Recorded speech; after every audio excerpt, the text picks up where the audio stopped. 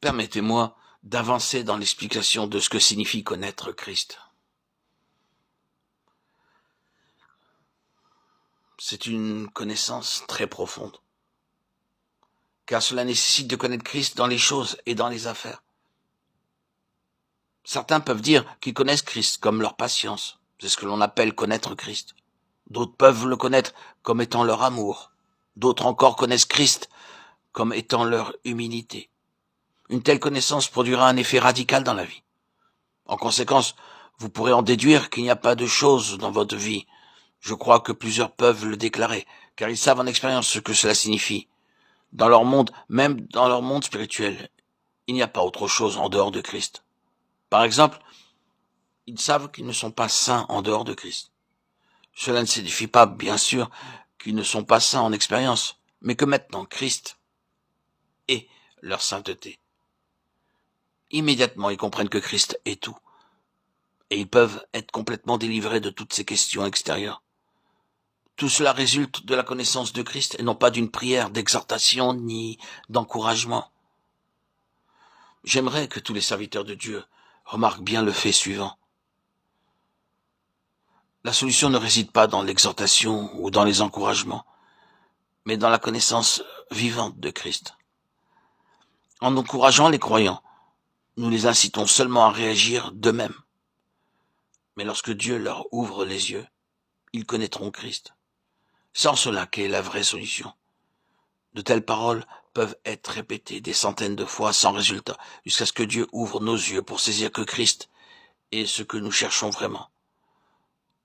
Beaucoup le connaissent comme le Seigneur qui les justifie. Néanmoins, ils ont peur de Dieu, parce qu'ils ne connaissent pas Christ comme leur justice. Beaucoup savent que le Seigneur Jésus est celui qui les sanctifie, mais ils s'attendent à recevoir la sainteté de la part de Dieu.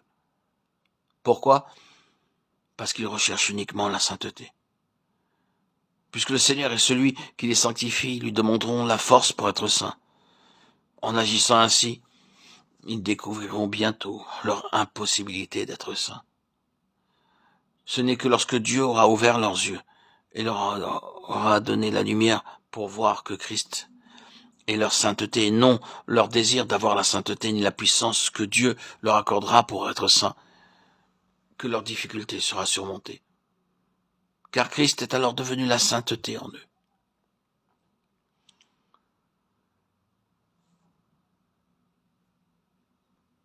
Permettez-moi de vous dire que nous pouvons perdre la puissance, mais que nous ne pouvons jamais perdre Christ. Notre sainteté ne repose pas sur ce que nous faisons, mais sur ce qu'il est pour nous. Lorsque nous le connaissons comme notre tout, tous nos problèmes sont résolus. C'est pourquoi je n'ai d'autre message que celui-ci. Christ est tout. Mais c'est là qu'est la difficulté. Beaucoup de personnes connaissent Christ comme leur Seigneur, mais ne le connaissent pas dans leurs choses et dans leurs affaires. Si nous ne voyons Christ que dans ce qu'il fait et non dans ce qu'il est, nous ne connaissons que ses œuvres, mais non pas sa personne. Nous pouvons le connaître comme le Rédempteur, celui qui sanctifie et qui justifie, mais Dieu veut que nous le connaissions comme notre rédemption, notre sanctification et notre justification.